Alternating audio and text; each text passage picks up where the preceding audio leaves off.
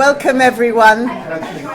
You are catching us at the end of a wonderful day, the end of the first day of the postgraduate symposium that APGRD and the University of London, currently Royal Holloway, University of London, co-host.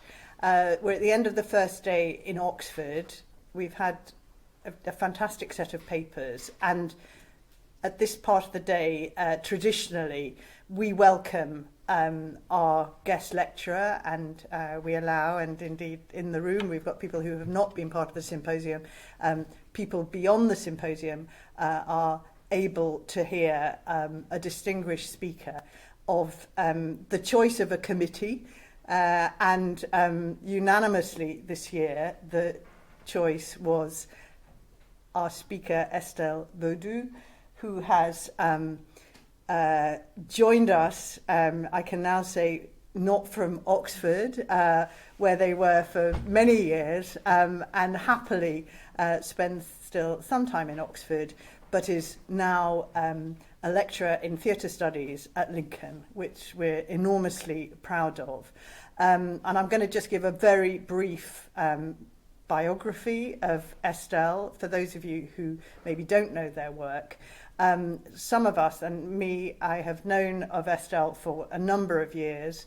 We originally met through a really special partnership that APGRD has with a group of scholars at Nanterre, now a wider sort of collective of minds. It's a meeting, like indeed this symposium, of minds that come from classics and theatre, and colleagues in Nanterre at the RHUL, the research group in Nanterre, are for the most part theatre historians. And very early on, Estel's supervisor, Professor Christian Billet, who very tragically died far too early in life a couple of years ago, he said to me, the student I currently have absolutely needs to be with you all in Oxford during the course of their research. And very swiftly, Estel, I think, made Oxford and APGRD a kind of second home. So over the years, we have learnt from Estel a huge amount about theatre making, something that I personally knew nothing about. I learnt a huge amount about dramaturgy. I have had the benefit of learning how dramaturgy and translation studies intersect. We already touched on that in the previous session, but also Estel has thought in really creative and hard-hitting ways in which dramaturgy and classical reception actually intersect. The doctoral project was quite surprisingly in France, and I was very privileged to sit on the jury. The doctoral project was, I think, almost within 12 months. It appeared as an incredibly important book called Créer le Chœur. It was about the tragic chorus and indeed the making of choruses, and especially the making of choruses in the last 40 years in European theatre. What do choruses mean? What have they meant? What kind of political and indeed emotional investment can we have through working together? And how has the chorus been a model for that kind of interpersonal relationship and, above all, political dynamism? So that was the first project. And we were then very fortunate in being able to enjoy the company of Estel for the 2 years of a Marie Curie postdoc here in Oxford. And they will be really annoyed. Just shut your ears. I have said this very often, but now I'm going to put it out there in perpetuity. Thanks to Estel and a team around Estel, which included Giovanna, Di Martino and a number of people in this room, they kept Oxford Classics alive during the pandemic because they ran incredible sorry, there's Giovanna in the back of the room here. Sorry, I wasn't sure you were still here. They kept not only thinking about ancient texts, they kept it alive because they did it in this building over the weekend, and very responsibly in socially distanced ways. But they used this space, and it's a wonderful space. It has galleries and so on.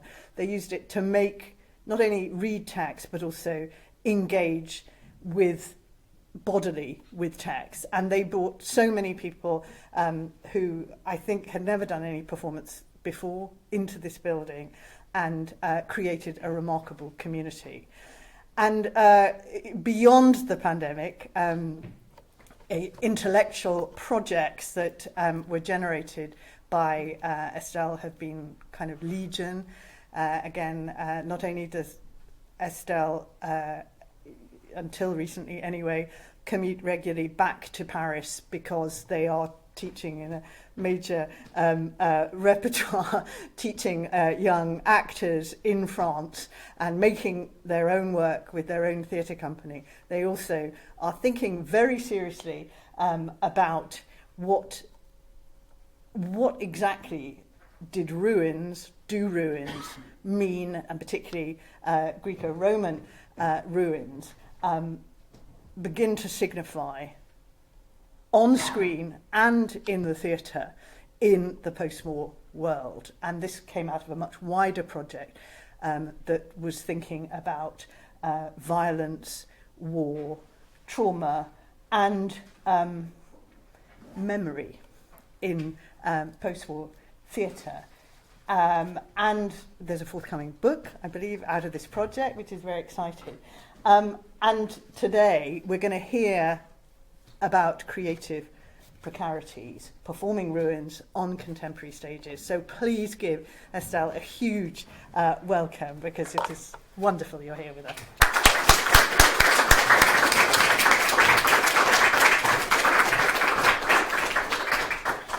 Thank you, Fiona, for the introduction, and it's a pleasure to be giving this lecture today.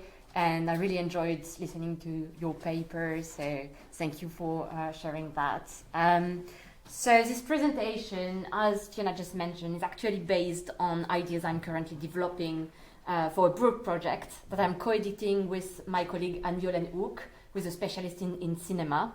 And the book project grew out of a 2-day conference that we organized in 2021, which was entitled Politics, Poetics and the Reign in Cinema and Theatre since 1945.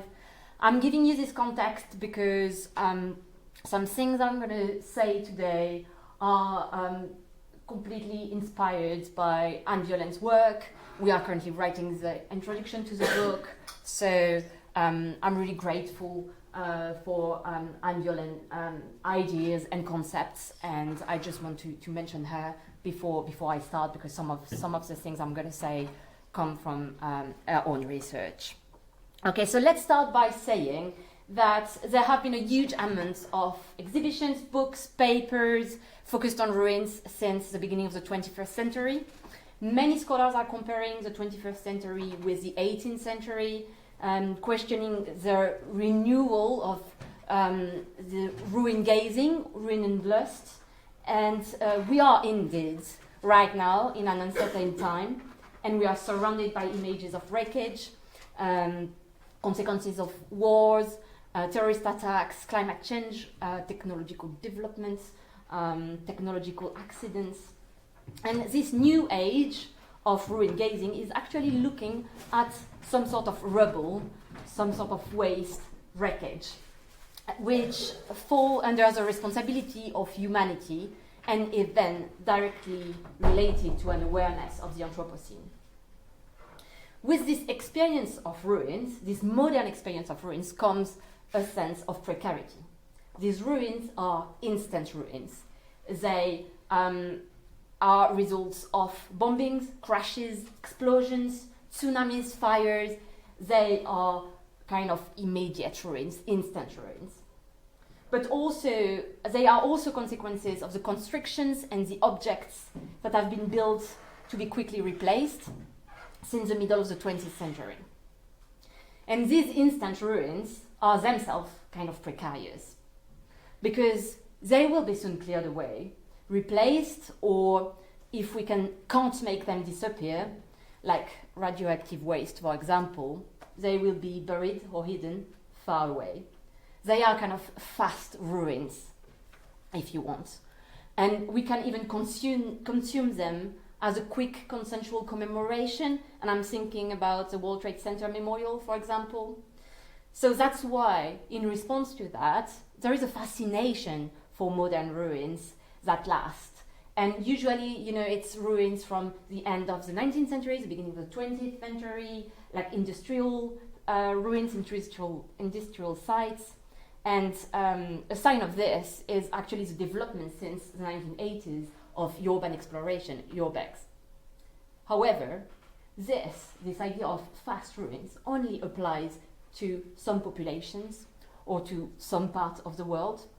Only a small part of the world has actually the opportunity to make the ruins, the contemporary ruins, precarious and to get rid of them.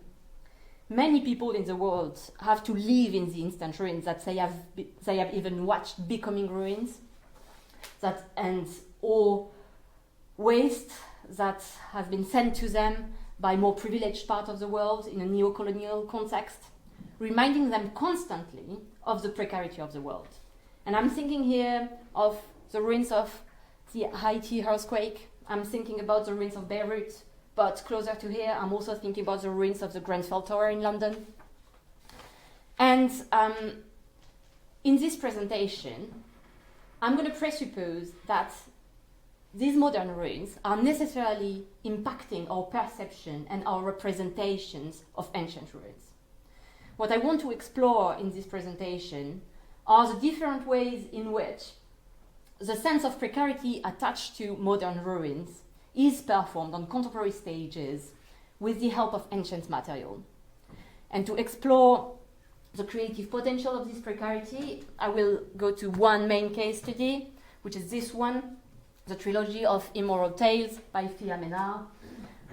But before going to that, I'm going to take you on a detour because I want to give you context, and I'm going to talk about the theory and the practice of the ruin, and its impact and its expression on contemporary performances since 1945. So I'm going to start with this reference. In his book, published in 2004, Ginsberg opposes two attitudes towards the ruin. The first one is the romantic one, which looks at ruins with a feeling of loss, experiencing the human powerlessness towards the passage of time. And the second one, it is the classical one, which looks at ruins as traces of an ideal or a model that must be reconstructed or imitated. These are very common ways to approach the representation and the experience of ruins, and it's based on the reception of ancient ruins.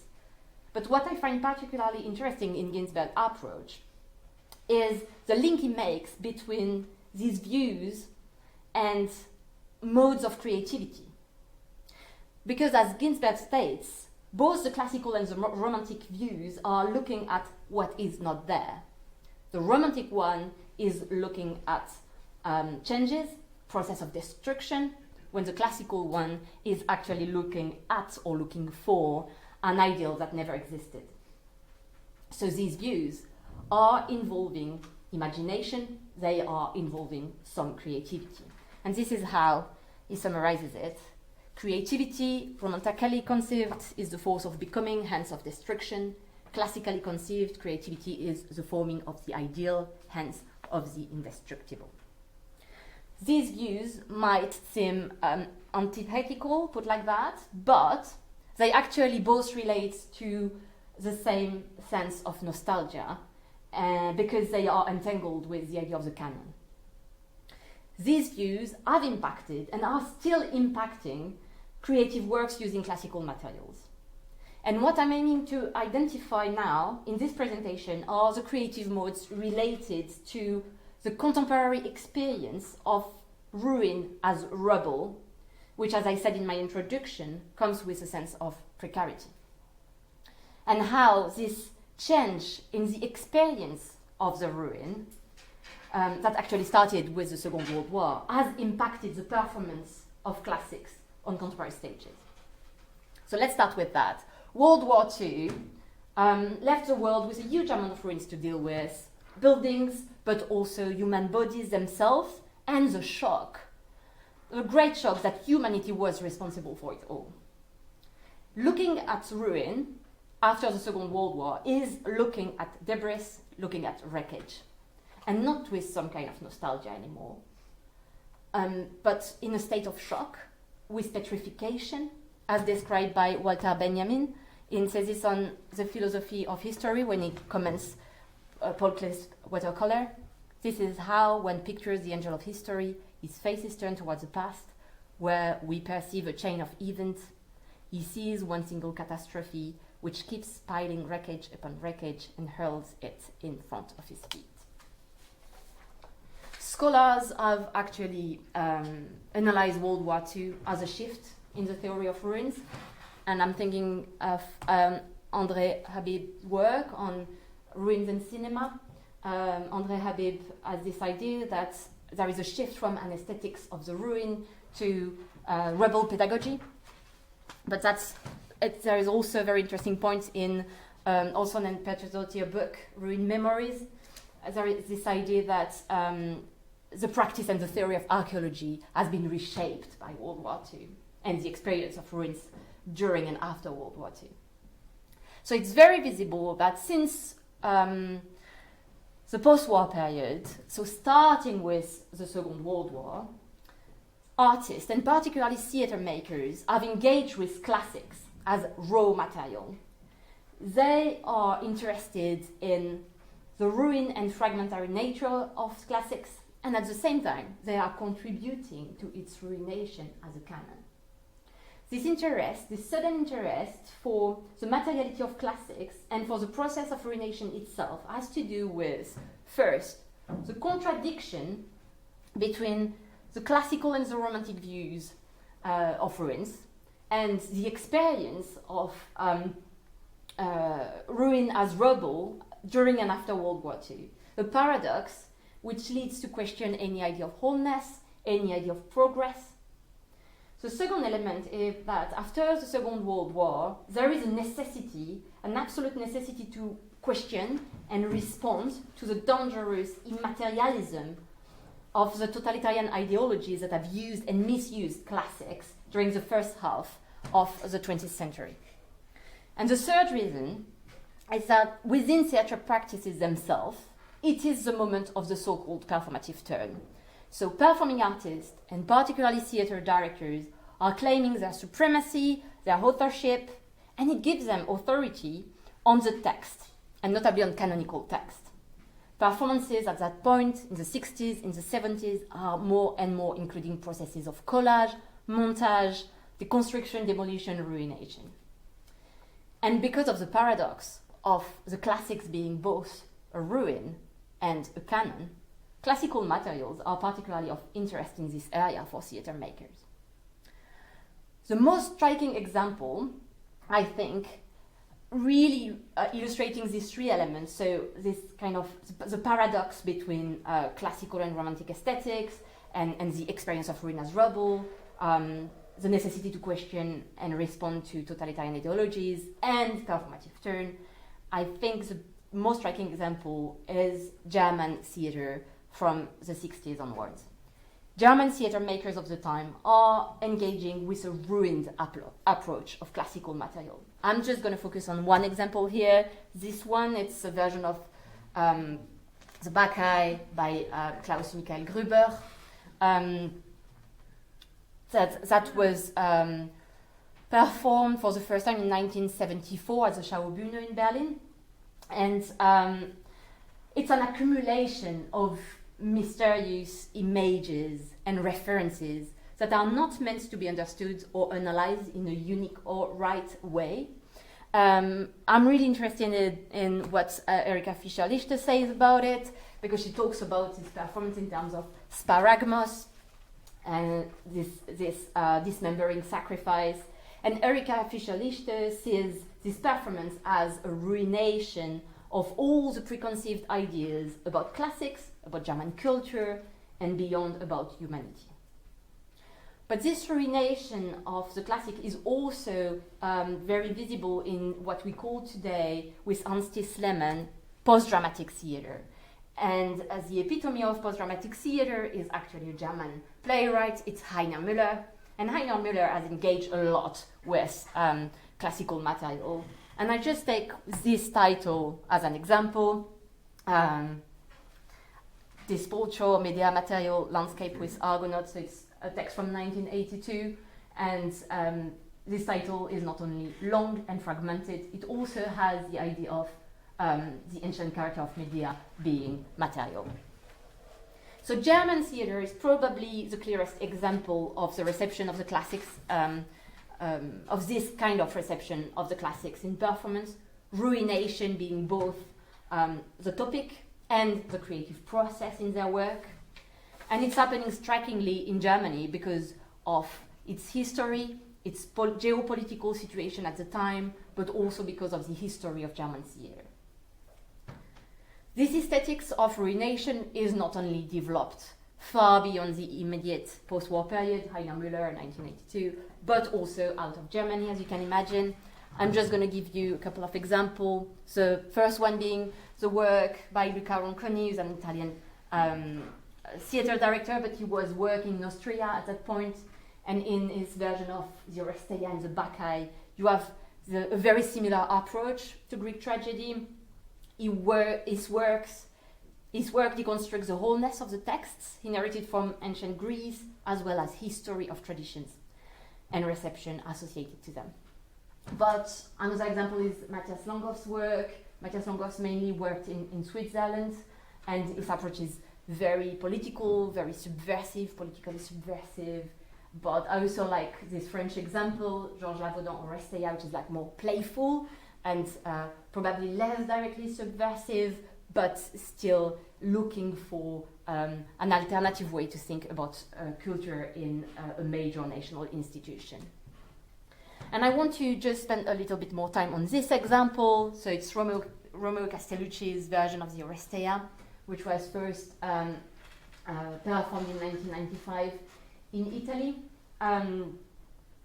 I think it's particularly interesting because I think Castellucci is really pushing the ruination to its limits, ruining traditions, but also objects, images, bodies. Like Gruber, Castellucci creates striking enigmatic images, like Ronconi or Lavaudant. He accumulates references to the point where you can't distinguish them. And like Heiner Müller, he looks for horrifying scenes. So you can't really see because it's a bit dark, but it's very violent images. And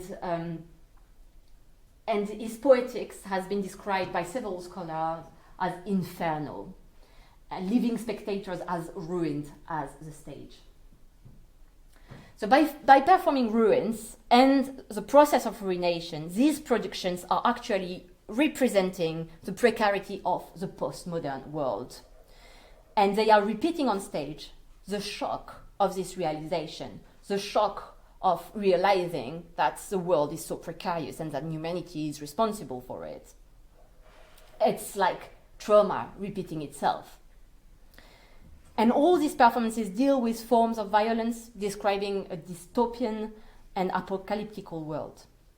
All these theater makers got the exact same critics from scholars, but also from journalists. Can ruination produce any meaning? Isn't it just a dramatic effect, creating a state of shock? Isn't this kind of theater just destructive of any kind of thinking? I would argue that it's the total opposite. Performing ruination is, in all these cases, a way to call for action or regeneration. Just to go back to Gruber, Gruber's performance of the Bacchae is so enigmatic that all spectators are equal watching it. A classicist wouldn't understand it better than anyone else. And doing this, Gruber is not ruining the meaningfulness of theatre, but rather the conventional expectation of a unified message or interpretation within a production. By reminding everyone in the room their subjectivity and their sense of self through a collective experience of performance, Gruber is actually ruining the idea of tradition and heritage, but he also calls for a better collective future, inviting spectators to make it happen, to act out of the theatre. As for Castellucci, and I'm just going to give you one reference here because I think this article explains it so well, Delette and Cassius have explained how Castellucci's poetic of ruination is actually calling for regeneration in a post-humanist way. So postmodern creativity is repeating a traumatic ruination of the world, calling for action or regeneration from the ruins. I'm very aware that my analysis here is very Eurocentered, because I'm a researcher and a practitioner working in France and the UK, and because I'm particularly interested in how the Greco-Roman culture is used by performing artists to question, build, undermine European identities. And the reason why the first half of this presentation was so Eurocentered is that I'm also relying on theories of the ruins that have been forged in Europe and are based on a very specific conception of time and history. I think that applying them to non-European theatre wouldn't be really appropriate. However, at the moment, new theories of the ruin are emerging as an opportunity to deconstruct the concept of ruin as a concept invented by the West. And I'm thinking of the work of Gaston Gordillo, who's an Argentinian anthropologist. In his book, RHUL, he demonstrated that it's impossible to use the concept of ruin to conduct his research in South America. The word ruin does not translate in local languages, which are describing the stones around based on shape, place, texture, without loading them with any idea of heritage. So Gordillo gets rid of the concept of ruin and replaces it by the concept of the rubble, and he says, the best kept secret of the heritage industry is that its ruins are rubble that has been fetishized.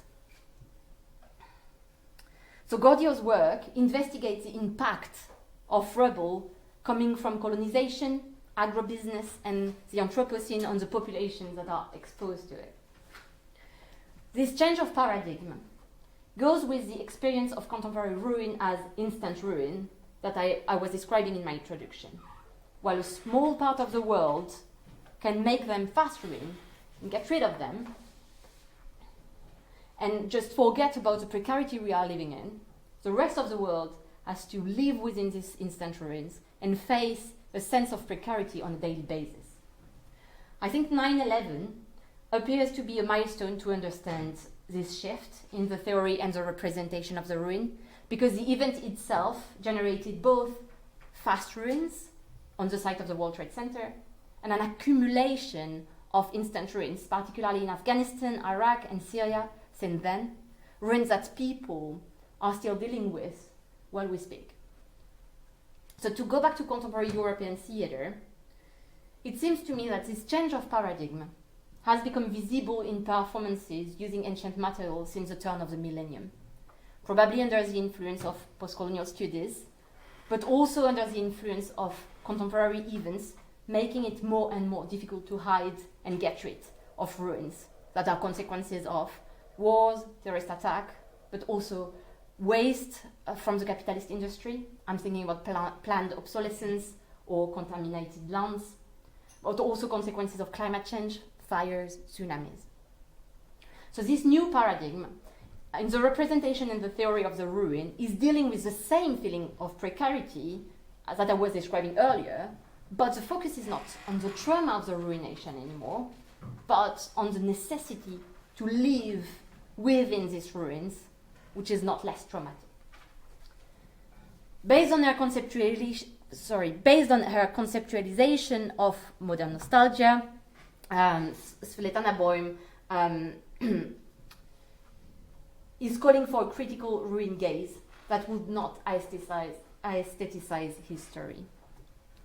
And I quote, "A critical ruin gaze does not aestheticize history. It does not turn nostalgic heritage or yearn for a total restoration. Rather, it remains."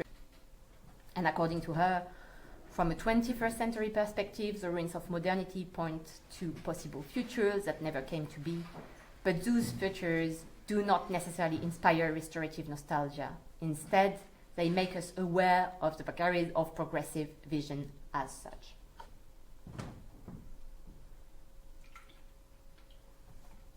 So in other words, modern ruins, which I have called instant ruins in this presentation, are not only inviting us to replace the nostalgic modes inherited from the classical and romantic approaches by a sense of precarity. It also confronts us with what Bohm calls possible futures that never came to be. So it is also calling for a constant awareness of the failure of progress as a capitalist modern ideal. I think that the idea of the off-modern really clarifies here the difference with postmodern approach I was describing earlier. The off-modern reflection is not like the postmodern one, an aestheticization of the ruination that the world is going through. It is focused on watching what is going wrong and what has been going wrong in the narrative of progress, while considering at the same time the futures that never came to be. It is, to quote Bohm again, the modernity of the what if. And I want to outline now what an off-modern creativity is or could be, and how this is impacting the performance of ruins in performances dealing with ancient material. And I'm going to my case study to illustrate that. I'm going to show with the analysis how the shift from the aesthetics of ruination, the postmodern approach, to an aesthetics of survival, the off-modern approach, can be performed on stage. And I'll come to it a bit later, but it's not by chance that this example is a queer performance designed and performed by a queer artist. This paradigm of the ruin, the feeling of precarity and the necessity to deal with ruin on a daily basis is indeed, first of all, the deal of minoritarian subjects. Before I start this analysis, I just want to say two things. I'm very grateful to two people. One of them is Marcus Bell, who is not here today, but I had a conversation with Marcus 2 weeks ago about the first part of this trilogy, Mother House, and it was really helpful. So Marcus, if you watch that one day, thank you for bringing my attention on the idea of survival. And I also want to thank Tilda Barres, who is one of the directors I work with at the moment. I think she's watching right now, because the conversation we had about the dramaturgy of her piece was really, really helpful for me to join the dots and on this idea of an aesthetics of survival. So Fia Ménard is a French performer, a French director, and she started as a juggler, and the performances she designed now are very interdisciplinary. It's dance, theater, circus at the same time. The trilogy of Immoral Tales for Europe has 3 parts: Mother House, Father Temple, The Forbidden Encounter. The first part was first staged in 2017 at Documenta 14, and the second and third parts were staged in 2021. The first part, Mother House, so in the first part, Fia Ménard herself, dressed like a punk Athena, builds a huge cardboard house that turns out to be a small-scale model of the Parthenon. And once she's done, a very heavy rain starts falling from the ceiling and destroys it. In Father Temple, you have 5 slaves who are also acrobats, and they are building a huge tower, and they are following the orders of a kind of master or guru. Here, and this master is singing and chanting, dictating the pace of this ultra-liberal ritual. In the third part, which is much shorter, Fia Ménard herself comes back, entirely naked. She climbs down the tower and she sprays some kind of dark, oily liquid on a plastic screen that is now between her and the audience. And then she lies down in the water. I'm going to focus more on the first part because it's more directly related to classical reception, but to understand how the performance of ruins works in this piece, I will then have a look at the two others. So, in Mother House, you have 3 layers of ruins. The ancient ruins of Athens, the ruins of World War II, and modern ruins. Let's start with the ancient ones. So the punk goddess on stage is building a cardboard house with a very meticulous, very affirmative energy. She is visibly struggling at some point. This one, when she flips it to the side, is a moment where she's definitely struggling, and she's probably struggling every night. She is not taking any pleasure in it. It looks like a chore, but that only she can do. Her actions are an allegory of the construction of an ancient ideal, following the classical attitude towards the ruins that I was describing earlier. But in the context of Documenta 14, which theme was learning from Athens in 2017, and that took place between Castle and Athens, the construction of this cardboard house, soon to be destroyed, is also an allegory of the construction of Europe after the Second World War on the model of ancient democracy. Documenta 14 first started in Castle in the ruins of the Second World War to heal the population through art and education. And the construction of this cardboard house is also a reference to the Marshall Plan that was supposed to reconstruct a better Europe out of the ruins of the war. However, Fiamena's performing mode, a bit distant, very mechanical, despite the visible effort she's making, as well as the use of disposable material, cardboard, is carrying doubts about the post-war situation, questioning the European Union project, but also, beyond the immediate post-war period, questioning the victory of liberal democracy, the possibility of a peaceful post-colonial world. And finally, we're in 2017. This cardboard house is also an allegory for the financial crisis in Greece and the migrant crisis. As a consequence, when the cardboard Parthenon is then destroyed by rain, the instant ruin that is performed on stage refers to ruins of the Second World War and the ruined ideal of Europe and liberal democracy. It's also a reference to ancient ruins. The year just before, 2016, the archaeological site of Palmyra was bombed. And I'm also thinking about many archaeological sites that are currently threatened by climate change. In other words, ancient ruins have become instant ruins, which invalidates both the classical and the romantic modes of ruin gazing. And above all, the collapse of this cardboard Parthenon evokes contemporary ruins, refugee camps, wreckage of fast fashion buildings, or destructions that are the results of climate change. So at first glance, this performance seems to be relying on an aesthetics of ruination. However, the reaction of the character watching it happen, so it's the image on the left, like she's sitting on cardboard by the Parthenon, just watching it happen. Our reaction to that, after an hour of intense construction, is not fascination, like in the romantic mode, but it's not shock or petrification, like in the postmodern mode. It's a distant, kind of withdrawn reaction. She's sitting there watching it happen, and Fiamena says in several interviews that what she wanted, she wanted the character to be reminiscent of the punk culture, which refused in the 1980s to be part of a world without a future. And sitting there, while what she's just built collapses, she's a survivor in this ultra-liberal world, which denies the right to live with dignity to most people. But she's also embodying the memory of the punk movement in a kind of, like, we told you kind of way.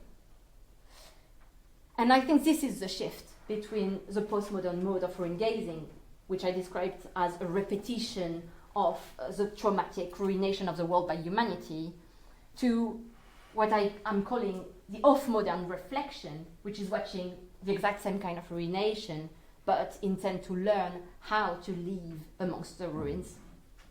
So this is not an aesthetics of ruination. This is an aesthetics of survival. And this survival mode goes beyond the common understanding of the slogan "No Future." As demonstrated by José Esteban Muñoz in Cruising Utopia, punk culture is refusing to believe and contribute to any future related to progress and capitalism, but it generates at the same time a possible alternative futurity. A futurity that Muñoz describes as queer and that could be or must be anti-capitalist, anti-normative, anti-ableist, anti-racist. And that queer futurity is actually performed in the two next parts of Fiamina's performance. In Father Temple, which is subtitled The Area of Power, you watch the construction of a phallic tower, which is reminiscent of the Babel Tower in the Bible. It's denouncing patriarchal capitalism, lack of empathy, and necropolitics. The concept of necropolitics is developed by Achille Mbembe. It's this idea that it describes a system where power relies on the possibility to decide who can live and who must die. So during an hour, the master is chanting and singing her orders to a group of slaves who are not contesting anything and meticulously building that tower. As a spectator, you measure the risks they're taking, they're acrobats, and it's very clear that you couldn't do it. But you're in the dark, you're watching it happen, you can't do anything about it, and honestly, you don't want to stop it. You want to watch it happen, you want to watch the tower built, you want to watch progress happening, even if it's at the expense of the slave's life. And Fiamina explains really well that she wanted to confront this lack of empathy and to generate a feeling of embarrassment. And that's how you feel when you watch it. You feel a bit embarrassed because you're enjoying it. So the trilogy really focuses on minoritarian subjects, those who are barely earning a living and who have been dealing with instant ruins for much longer than a handful of privileged individuals. The characters in this trilogy, I think, are all survivors.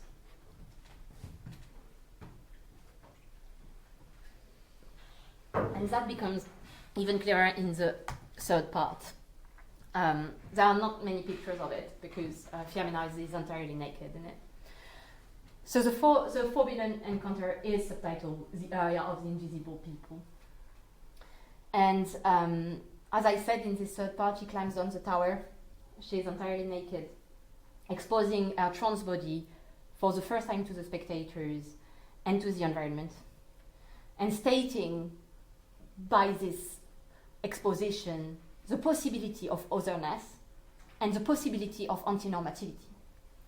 And she says in an interview, and that's my translation because the interview wasn't translated in English, "I'm campaigning to find the body. This is perhaps what the forbidden encounter is about. The body is exposed, and it is only a body, only a material. As I go to lie down in this dark water and take a few last glances at the audience, everyone can see what they want. Emotion or disgust, an Ophelia, or at the same time, all of the oil spills. Deep down, I wonder, after all this, what's left? What remains there is this brief moment when we find our humanity. I am calling for this rising up." So the ending of the trilogy states that the human body is a way out of the trauma of ruination, not in an anthropocentric way, but in a post-human way. It is time to embrace life among the ruins of capitalism, like the Matsuke mushroom or the Cthulhu spider described by Anat Singh and Donna Haraway as a model of survival. And this aesthetics of survival is not desperate, but on the contrary, attached to a sense of hope, as stated by Firmenard. I'll just go back to the same quote at the end. What remains there is this brief moment when we find our humanity. I am calling for this rising up. In this performance, the construction, deconstruction, or construction ruination cycle is an allegory of the precarity of the contemporary capitalist world and the idea of progress. But the representation of minoritarian subjects, refugees, homeless people, slaves, queer people, as survivors is a statement for an anti-capitalist, post-colonial, and anti-normative hope. And this is actually matching Muñoz's thoughts about hope. It is my belief that minoritarian subjects are cast as hopeless in a world without utopia. This is not to say that hope is the only modality of emotional recognition that structures belonging. Sometimes shame, disgust, hate, or other negative emotions bind people together. But in this instance, I dwell on hope because I wish to think about futurity. And hope, I argue, is the emotional modality that permits us to access futurity par excellence. Muñoz's definition of queer utopia is, I think, quite helpful here to understand this off-modern performance of ruins. And that's the second quote: a utopia that understands its time as reaching beyond some nostalgic past that perhaps never was, or some future whose arrival is continuously belated, a utopia in the present. Muñoz's utopia relies on a queer and thus non-linear experience of time, which describes quite well, I think, the process of reception at work in Firmenard's work. The first part, Mother House, is deconstructing a nostalgic view of ancient democracy. The second part is denouncing the manipulative myth of capitalist progress. And the third part is the embodiment of utopia in the present via an anti-capitalist and queer aesthetics of survival. So here, the off-modern creativity is a queer creativity, or, to go back to Firmenard's vocabulary, an immoral creativity contesting cis heteronormativity and capitalist patriarchy. As a conclusion, I just want to go back to the four modes of ruin gazing that I've described in this lecture. The two first one being Ginsberg definition, the romantic one and the classical one. But to these, I have now added two more, a postmodern mode and an off-modern mode. So just to go back to it, I've on the left, the mode of ruin gazing, romantic, classical, postmodern, off-modern, or queer or immoral. The type of ruins they're looking at: ruins slowly transformed by nature in the romantic mode, fetishized, preserved ruins in the classical mode, rubble that humanity is responsible for the postmodern one, rubble that humanity is part of for the off-modern one. And with this type of ruin comes a sense of nostalgia for the two first modes, romantic and classical, a sense of precarity, comes with postmodern and off-modern ruin gazing. And this goes with creative mode or aesthetics, destruction for the romantic mode of ruin gazing, idealization for the classical mode of ruin gazing, ruination for the postmodern one, survival for the off-modern one. And these aesthetics are actually calling for regret in romantic views, imitation in classical views, regeneration or action in postmodern views, and utopia in the off-modern view. Before opening to questions, I want to raise two critical points related to this presentation. The first one is that I might have given the impression that I'm reading history in a linear way, one mode of ruin gazing coming after another.